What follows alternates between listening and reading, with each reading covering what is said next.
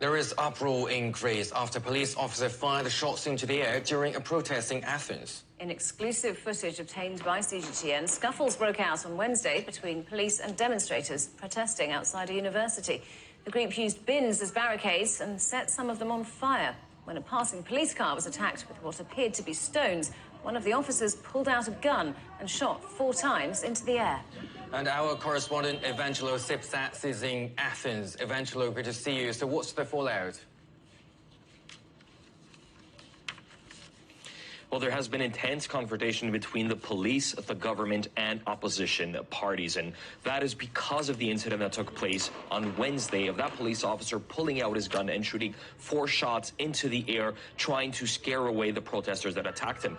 The political party that is governing, the New Democracy Party, is saying that the police officer just had to do what he had to do to survive, to leave there alive.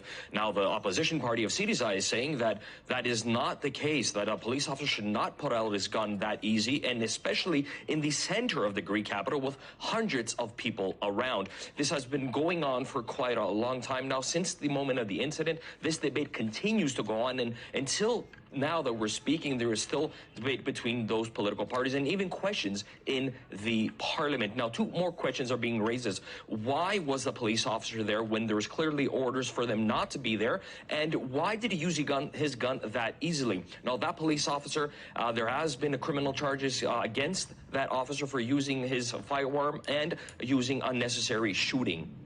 And eventually, is this an isolated incident or symptomatic of a wider problem with the Greek police?